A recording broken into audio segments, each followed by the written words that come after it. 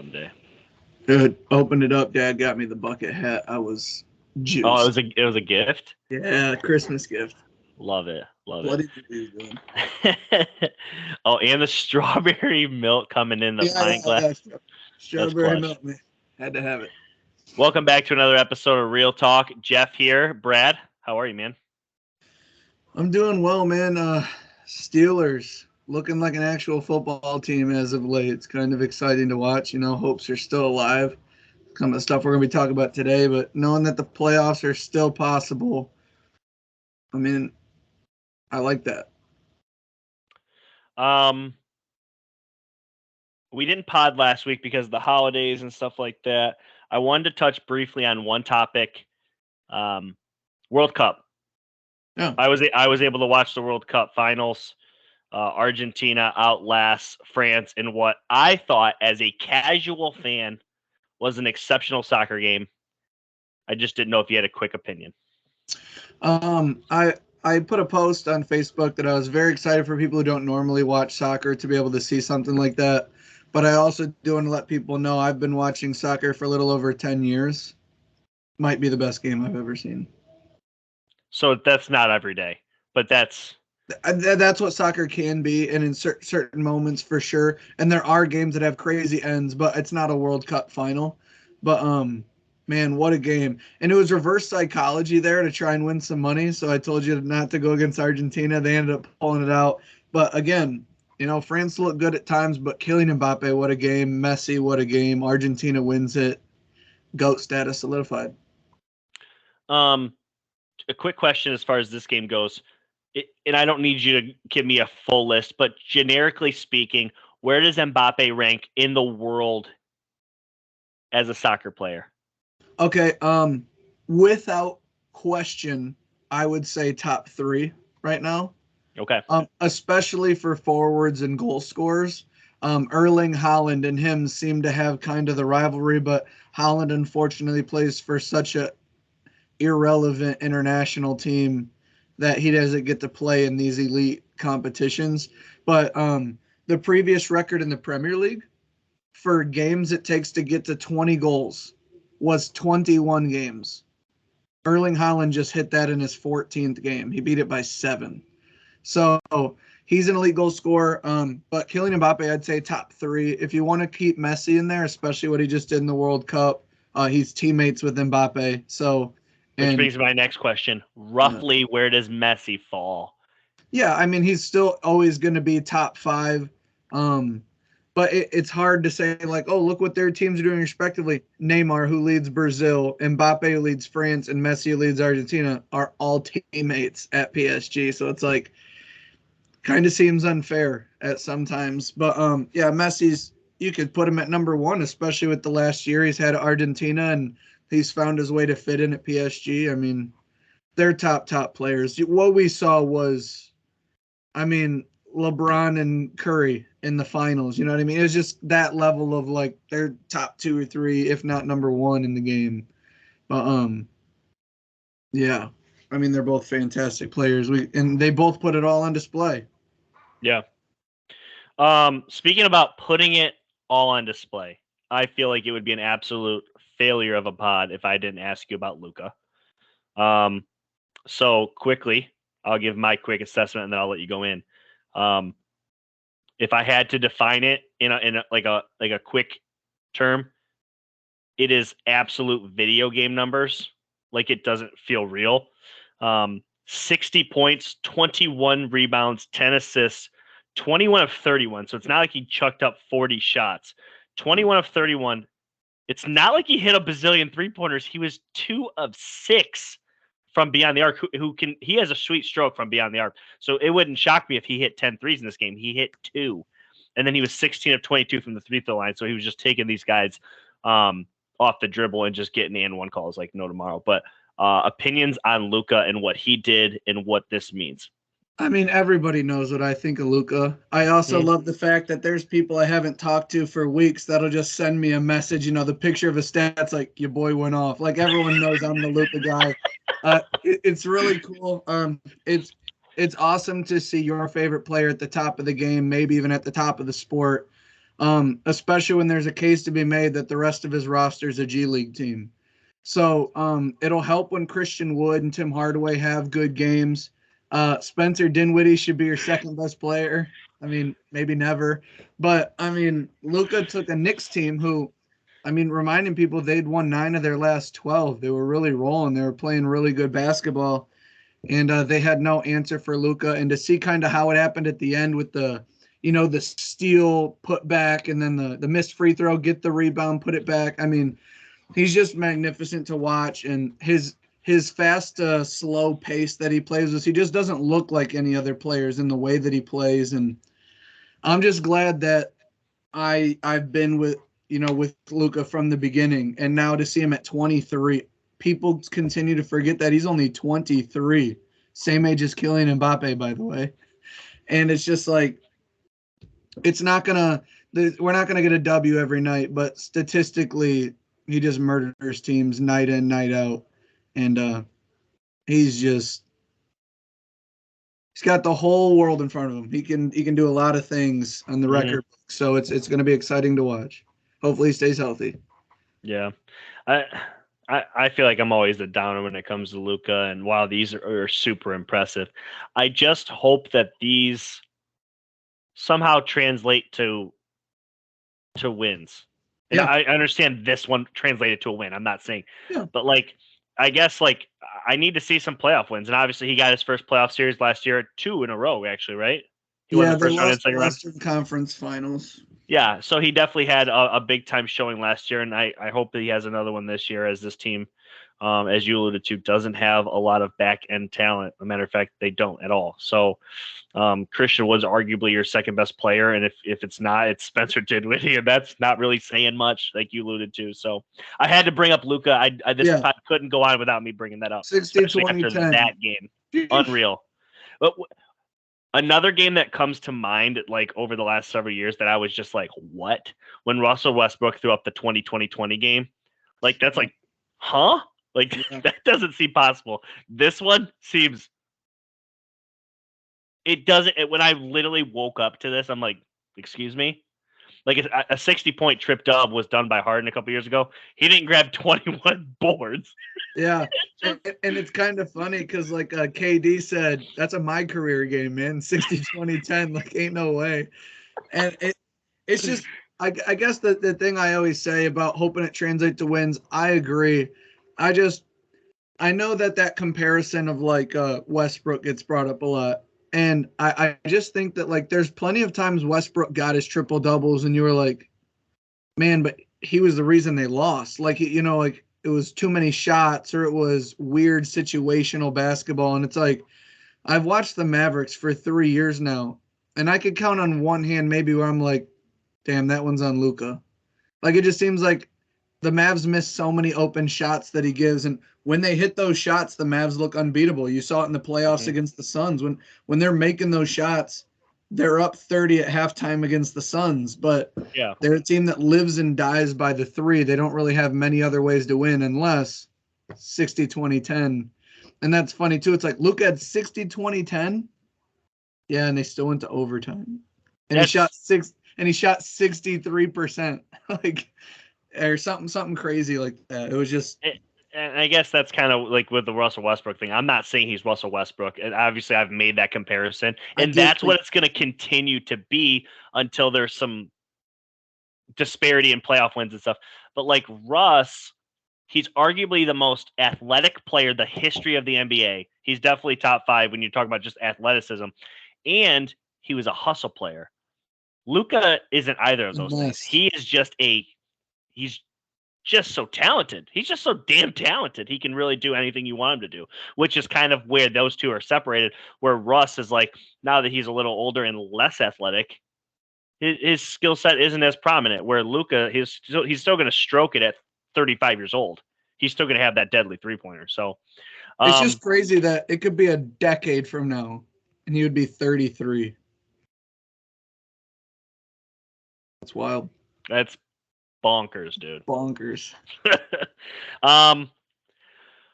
Another topic that I feel like you are somehow tied into, because obviously you before the season you beat the table for the Eagles. I want Yeah. to run a scenario by you and you just kind of tell me what your opinion is. So 2017 Eagles. You remember them? Is that the Carson Wentz goes down, Nick Foles comes in? So they were 13-3. Carson Wentz tears his ACL, was having an MVP caliber year. Mm-hmm. Never played another down. Nick Foles comes in. The team was so loaded that they were still able to win the Super Bowl. I'm not breaking any news here, but I do think that's on the table that Jalen Hurts maybe is more hurt than what they're going to lead on. What time will tell. Can Gardner Minshew have a 2017 Eagles run with this team, or do you think it's more Jalen? I know you've kind of beat the table for Jalen and the Eagles. I just didn't know where you fell in that. If I'm telling you Gardner Minshew's the rest of the way, give me your. I still think they can, but I wouldn't be as confident. Yeah. Because the Vikings, the 49ers, the Cowboys, they're just playing. They're all playing really good football. The NFC seems pretty deep. But when we did do the preseason breakdown, and I talked about how strong I felt they were all over the roster, and I liked the coach. One of the other little tidbits is I was like, I also think they have a really strong backup quarterback situation. So if there is a quarterback injury, Gardner Minshew can play. Say what you want about, they lost without Jalen Hurts. He put up 34 on the Dallas Cowboys. I don't know if that loss is on Gardner Minshew. And I didn't watch the whole game. He might have had a turnover, maybe one or two. I didn't watch, but I didn't come away saying, man, if they had Jalen Hurts, that game's totally different. So Yeah. As much as it could hurt Jalen's, how people talk about in terms of like, oh, well, Gardner Minshew just came in and can do the same thing with this team. I do think Jalen Hurts gives them a little bit more dominant of a running ability. They were one of the best QB sneak teams. I think what hurts them, honestly, if you're asking me what hurts them more than Jalen Hurts to Gardner Minshew, is if Lane Johnson is really done for the year. That is a massive loss. It looked like Miles Sanders was shut down without Lane Johnson out there, but can they with Garner? Absolutely. But I think they have a much better chance with Jalen. So Gardner on Christmas Eve, he was 24 of 40, so just almost 50%, but for 355 yards, 2 touchdowns, 2 picks. Didn't play his best game. Definitely wasn't a liability out there. But you could tell it was his first game of the year, to be fair, against a very good Cowboys team. And some people might say, well, Jalen doesn't really throw that much. Why is he throwing 40 times and he threw 2 picks? It was like, if you watch, Miles Sanders could not get anything. They didn't have a run game. They had to lean on Garner. And I don't know. To be fair, Jalen, what they do with him is who he is. He's a runner that opens the throw. He's not going to drop back and pass it 40 times and be successful. That's not what Jalen is. He needs to be able to move. Gardner Minshew, look up his college numbers. He played for Mike Leach. He was an air raid quarterback.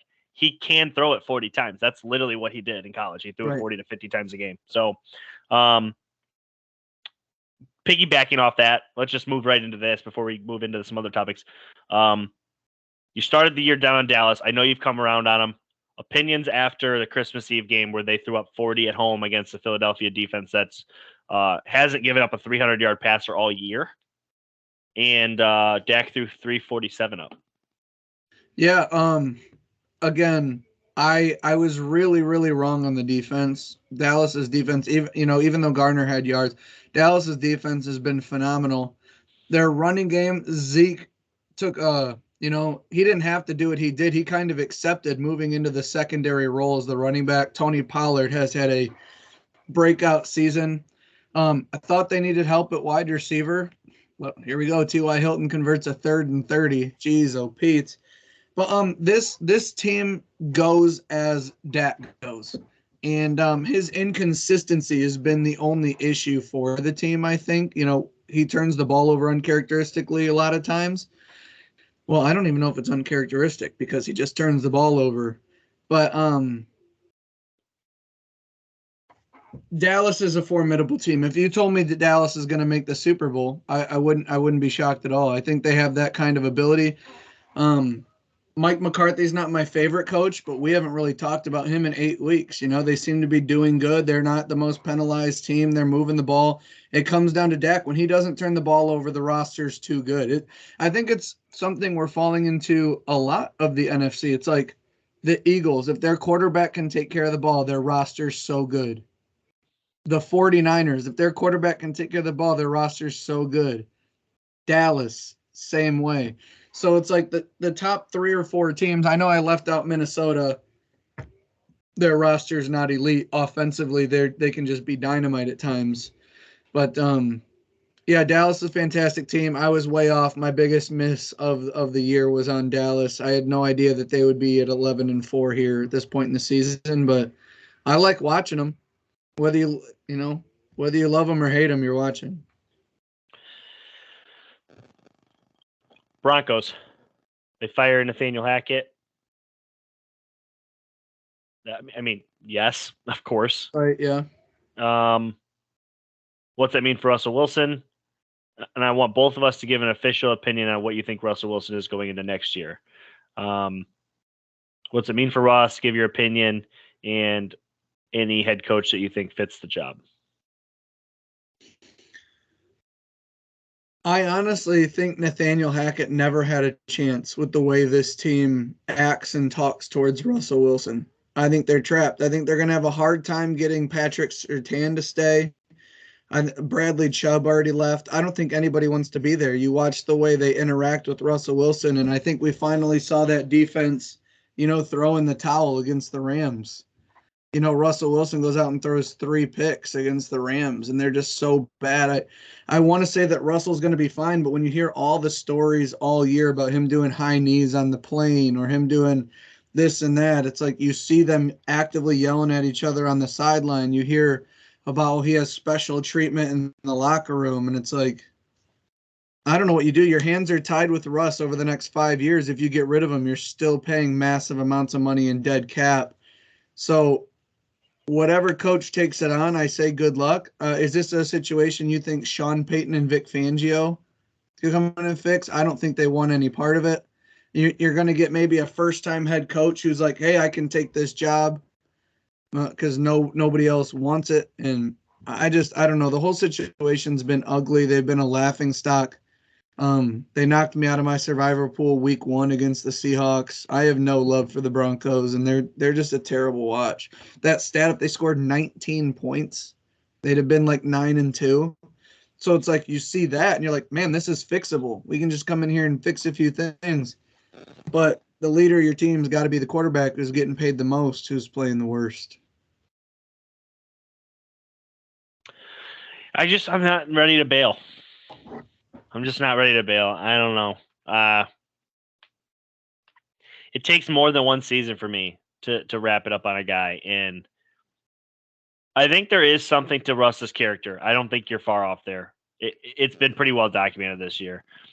And it would make sense that a guy comes in as a rookie and battles his ass off to kind of get the starting spot as a rookie, earns that, over a quarterback they had just paid. Everybody forgets about that. What's his face? Drew Lock? No. Seattle. This is years ago. This is 2012. They had just paid the backup of Matt Flynn. Thank you. They had just paid Matt Flynn quarterback money, and they drafted Russell Wilson in the 3rd round. And Russell balled out in preseason, and he forced his way in, and they started him from week 1, and he grew into being the franchise, like literally the franchise. Let Russ cook, all this shit. And I think over time, teammates in the locker room, if they did get sick of it, I think they just like, well, that's Russ. But then when you take that kind of mentality to a brand new team, those guys aren't going to deal with that. They're like, who the hell is this guy? And why is he acting like an idiot? You know what I mean? Or why is he's almost so cringe that people find it annoying. Everybody has somebody that they're just like, this guy's so cringe that it's borderline annoying. Maybe he's friendly. Maybe he means well, but it's so borderline cringe and so over the top. You're just like, goodness gracious, like stop. You know what I mean? Yeah. Like everybody knows somebody like that. So it's like, maybe that's what Russell Wilson is. And I'm not ready to throw in the towel on him because I've seen him cook. Not this year, not with Nathaniel Hackett, but Frank Reich seems to be, for me, a top candidate. They need an offensive guy still. You can't go defensive guy, even though this offensive guy didn't work. Frank Reich has tons of experience. The Colts job wasn't working, but he didn't have the quarterback. Now, would he take this job where the quarterback play is arguably in question? I don't know. I think part of it is Russell Wilson wants to be a drop back and pass kind of quarterback, and that is not Russell Wilson. You got to be on the move. You got to be moving the pocket. Got to be scrambling. Got to be making plays downfield. He used to be one of the best deep ball throwers in the league. And I said this before the season started. I never thought this wide receiver group was that elite. He still needs help. Receiver as good as Lockett or Metcalf. Not one. Not one. Their best receiving target was traded to the Seahawks, Noah Fant. That is a fact. Jerry Jeudy is not what? Cortland Sutton. Who is he? All right. Who is he? All right. Now, I will say this. I was high on Tim Patrick. He got hurt for the year. He has never caught a ball from Russell Wilson, to my knowledge. Okay? Maybe he did in preseason, but he got hurt. Cortland Sutton hasn't been anything this year. Well, nobody on the whole team has. That's what I'm. Jerry Jeudy's had an average year. Pretty average. I don't even have his stats in front of me, but it's not great. I just think that this team still needs offensive help. It's not, you can't just expect Russ to come in there and just dominate. I mean, for goodness, and I understand you're looking at me like, yeah, you can. You just paid him all that money. So I understand that concept, but still. Well, the Broncos should be able to get something. They're going to have like the third pick in the draft. They could use their second round on it. Yeah, it's a tough dude. It's a tough gig. The coach that comes in there, they're in cap hell. They're in draft capital hell. They have a quarterback who is arguably ruining the locker room. We don't know. We're just assuming based off of what's happening. Yeah, it's not a very desirable job.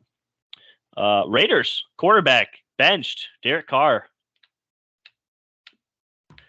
He's done there, right? Gotta be. I said before the year, Josh McDaniel brought his guy, Jared Stidham. You know, it's gonna run. Now, I didn't think it was gonna happen like this, but I would assume that the coach told Derek Carr, "Hey, we're gonna try Stidham this next game. We're gonna bench you." Derek Carr was like, "You're kidding, right?" They probably went into a big argument, and they're like, "We're just sitting him the rest of the year. He's gone." I don't know how. Unless Josh McDaniel gets fired, they bring in a new coach, and they're like, "Derek, you're the guy." Like, that's why they brought me in here. If Josh McDaniel's the coach, Derek Carr's not the quarterback. That's as simple as it is. I don't. You said something a second ago. Tom Brady's going to be the Raiders quarterback, right? Okay. That's a done deal, is it not? They just opened the door for him. They're going to be literally off the porch and rolling out the red carpet for him. So they're kicking Derek out. Jared knows this offense. He's going to have these guys running it over the next 3 weeks to its full extent. Matter of fact, happy. Jared looked pretty good in the preseason in his times because obviously he already knew the offense. You bring in Brady, even if it's for a one-off. You get Devontae, you get Hunter, you get Waller. Rumors are Gronk's coming back. At that point, you could obviously let Jacobs go if he wants big time money. You can bring in another rookie back. I don't know. I think this team has a lot of potential if it gets Brady next year, and it does seem like it's cleaning up to be the number one target and the number one destination, I'd say. Yeah, or this could be where Jimmy G goes if he leaves the 49ers. Yeah. Because, again, Josh McDaniel, the history there. You want to limit turnovers, veteran quarterback. But it does seem like Derek Carr's time with the Raiders is done. I don't think you'll find many people pushing back on that opinion. I mean, it's kind of right in front of us now. It's not even like rumors have it. Him and McDaniel got into an argument in the locker room. No, you're done for the season. They already benched him next week. They got a new backup. He's not even dressing. Yeah. See ya. What's your opinions on Derek Carr? I like Derek Carr. I do too. He's got to limit the turnovers. I know I'm beating that drum this whole thing. Hey guys, if you don't turn the ball over, like you win more. Haha. if you didn't know that, Yeah. football. But like, you look at a guy now, like, okay, Sean Payton and Vic Fangio want to go somewhere. Derek Carr now is on the table. So it's not, oh, where are they going to go that as a quarterback? They could go somewhere with a nice team and say, we can bring Derek Carr in with us. You know, that's just another thing that's on the table. But I've always liked Derek Carr. I mean, he was a guy that when the Steelers, you know, we didn't know if we were going to draft a quarterback. I was like, I would love Derek Carr to come. I mean, if you're Yeah. a team that, but I mean, we have a situation now that I don't really want Derek Carr, but it's just like Derek Carr can throw for over 4,000 yards, and he's had some tremendous seasons where the defense let him down. And this year, the Raiders lost a lot of leads. They were in every game. I don't remember the time where I'm like, dang, the Raiders are down by 3 touchdowns. Like, they've got pieces on offense. I like Derek Carr. He just had some bad turnover issues this year. Maybe he got Devontae and felt like he just had to do too much. Like he was just like trying to force it to him, or I don't know. It's just weird. Do you know where I got 2 spots off the top of my head that feel perfect for him? But Are you there's saying obviously like he can make them a contender or just a team that needs a quarterback? I don't want to just play needs a quarterback because there's a lot of those. I'm saying immediate contender that makes sense. I would like to throw out one that you might not have. Washington. I didn't have that. That does Scary make Terry, sense. Jahan Dotson, Brian Robinson's a good running back. Their front seven's getting Great defense. Chase No, it's a Young. good defense. The That makes NFC East is sense. always open. You tell me Yeah. yours. No, that makes sense though. Especially with the veteran coach. Veteran coach likes veteran quarterbacks.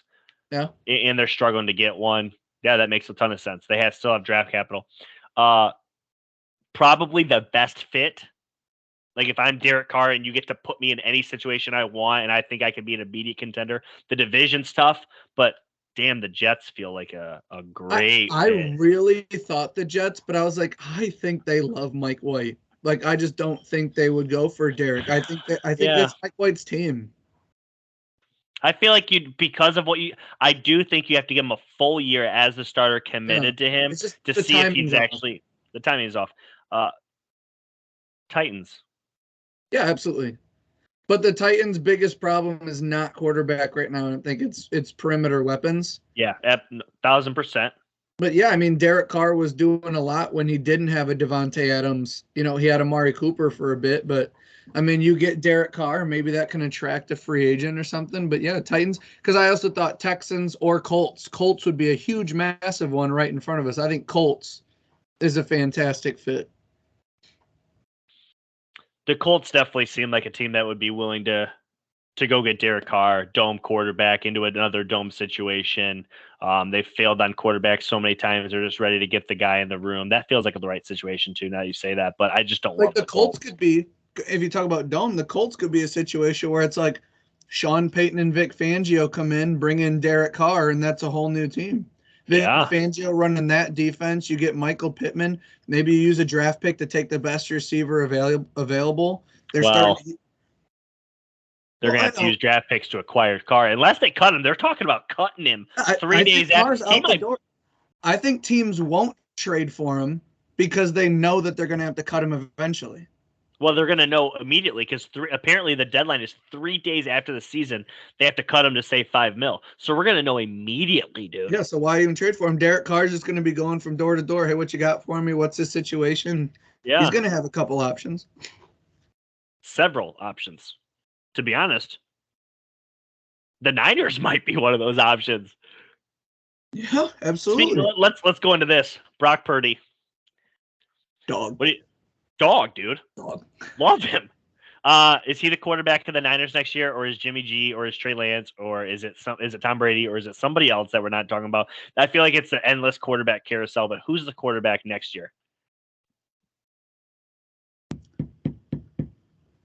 If they make it to the NFC Championship game or further, if they lose and feel like it's not Brock Purdy's fault, he's the quarterback next year. I agree. Like if they go to the NFC Championship game and he's 13 for 21, 180, 1 touchdown, 1 pick, Brock Purdy's the quarterback of the future for the 49ers. Only because you gave me a stat line. If he if they lose a game where he's 13 of 21 with a touchdown, a pick, that tells me A, they don't believe him and they only let him throw it 21 times and he turned it over. That feels less than for me. I feel like Purdy's emergence concretely says Jimmy's gone. Agree. Trey Lance, Brock Purdy, and they may just say, you know what? Because I feel still like Kyle Shanahan didn't totally want Trey Lance. They're going to walk in. He's going to say, you guys show me what you got, open competition. And so Brock Purdy's going to win that job if that's the case because he's better than Trey Lance. Does this feel, and I'm taking this from Jamie Lato, one of our faithful listeners. Does this feel very Kirk Cousins, RG3? They drafted RG3, traded a ton of picks for him. They also drafted Kirk Cousins in the same draft, and Kirk Cousins was better. Yeah. I guess, yeah. I mean, when you put the similarities like that, sure. Yeah. Absolutely. I mean, Brock Purdy's a guy I can root for. You know, I just like Brock Purdy. He makes the 49ers better for me, so selfishly, I hope he wins the job. Yeah. You remember, we've talked about this. I don't remember if it was you that brought it up, me that brought it up, maybe both of us. The idea that the Niners traded 3 first-round picks to get Trey Lance. Could you imagine what this team would look like with 3 additional first-round picks on it? Is that bonkers? Is that just crazy to think about that this team could potentially have 3 more starters on it that are just better? What was this team doing trading 3 first-round picks for a quarterback? Like, legitimately. They should have traded 3 first-round picks for Purdy. No, I'm just kidding. Mr. Irrelevant. 3 first-round picks. Straight up. No, but you're absolutely right. You're absolutely right. It's just crazy to think about. But in a different situation, you could make the argument that maybe Mac Jones would have been a better Brock Purdy if that's who Kyle Shanahan really wanted. They're similar styles. I mean, if you talk about, like, say they traded up and they took Mac Jones with that pick instead of Trey Lance. Isn't Mac Jones essentially Brock Purdy? Like, in terms of play style? Yeah, I think kind of. I'm just saying, like, Mac Jones is throwing to Jacoby Myers and Nelson Aguilar. Yeah. If he had CMC and Debo and George Kittle and Trent Williams and Kyle Juszczyk, like, you never know, you know what I'm saying? So, and Kyle Shanahan calling plays. You brought him up. I wanted to get into this before we get into our last segment of playoff scenarios. Mac Jones. We talked about this last season. I blew it off. I pretty much wasn't hearing it. Is Mac Jones a dirty player? I don't know if he's dirty, but he has this kind of unattractive arrogance to him, I feel. Like, I don't know, you hear about him, like, kind of disrespecting the coaching staff a little bit, and then you look back at that picture of him with his shirt off with the cigar in his mouth from Alabama, and it's like, now that picture looks different now that I know a little bit more about Mac Jones. Mm-hmm. It's just kind of like, I don't know whether to judge him on his play, his situation, or just how I feel about him. I just don't really like Mac Jones. And it kind of fogs up how I view him as a player. But I don't think he's in the best offensive situation. So he's a tricky watch for me, but you watch all the Patriots games. Is it growing on you that he may be a dirty player? Is there this little guy on Jeff's shoulder saying, man, it'd be nice if Bailey Zappi was our quarterback? I have several opinions on Mac Jones, and we can almost go a full podcast on him. Gotcha. I don't think he's a dirty player, but I heard Nick Wright say this, and it is alarming. Vontaze Burfict played middle linebacker. Right. He had tons of opportunities to be a dirty player. He was a dirty player. Mac Jones isn't a quarterback in the NFL. He gets maybe 1 time a game to be a dirty player, and he has a mini highlight film of dirty plays. And quote unquote dirty plays every time. It just is a weird look. Now, I will defend the most recent because everyone's, I think, blown out of proportion because Joe Burrow did it in the same game and nobody's talking about it. Mac Jones dove at a defender's legs to stop a pick six. Joe Burrow did the exact same thing. Nobody's talking about Joe Burrow, but then again, Mac has a small track record at this point. Also, Joe's a dog. Oh, Joe is. As Joe Tutty Burrow. He's already sacrificed his knee. He gets to go take out someone else's. That's fair enough. Fair enough. Love Joe Burrow.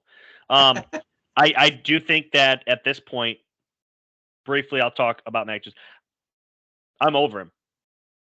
I actually I went pretty long in a pod just the other day where I was talking about the epic collapse against the Raiders, and I talked briefly about Mac Jones. But I think Bailey Zappi is a better fit for this offense, and I would move off of Mac Jones. I would also ask Tom Brady if he wants one more shot at this team. Totally bring him in for one more, especially if we get Bill O'Brien. If we can get Bill O'Brien back into the offensive coordinator with the team that we have right now, if you insert Tom Brady, this is not just a playoff team. This is a good football team. This is a very good defense with a good running game. A little bit of offensive line work could be done, but the weapons that this team currently has, Tom Brady could work with. He could absolutely work with them. And the thing is everybody's trying to write off Tom Brady. He's 1,000 times better than Mac Jones. He's better than your boy Kenny Pickett. He's better than Ryan Tannehill. He's better than Jimmy G. He's better than Mike White. All these quarterbacks that are still in the league, he is better than some of these guys. So it's one of those things where it's like, we're trying to write this dude off. He's 45 years old. He's no longer Tom Brady. He's still Tom Brady by default, but he's not the best quarterback in the league. I will raise my hand. He's no longer the best quarterback in the league. But damn I say, if he's on the other side of the team in a playoff game, you're scared. Cowboys going to be scared. Rightfully so. But anyways, wasn't trying to make that about Tom Brady. I was more or less trying to talk about Mac Jones. I'm just over him. The whining. Yeah, he doesn't have the perfect offensive situation, as you alluded to, but honestly, I just don't know what more he's fixing. I think he's Kirk Cousins on his best day. And Kirk Cousins is a good quarterback, but Kirk Cousins is consistently good. Like Mac's like every 4 games. No thanks. I'm over it. Playoff scenarios. Yeah, I guess just there's not a ton in terms of the next 2 weeks. Just in terms of things that can clinch this weekend for you guys to look out for. Philly clinches the first round bye with a win. Just a win. They could also get it if Dallas, 49ers, and Minnesota all lose. There's all sorts of losses, but let's just keep it simple. Philly wins, they get the first seed, and the NFC division title. Say they would also win the division. They have to lose out to not get the division from the Cowboys. Yes, they have to win out because got it. Tampa can clinch the NFC South with a win over the Panthers.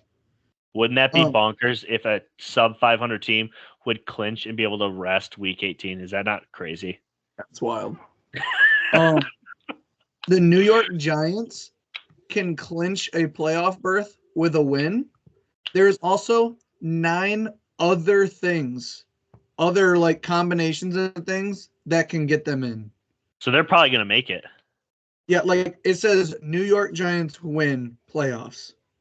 If there's like 7 of them if they tie, let's knock those out.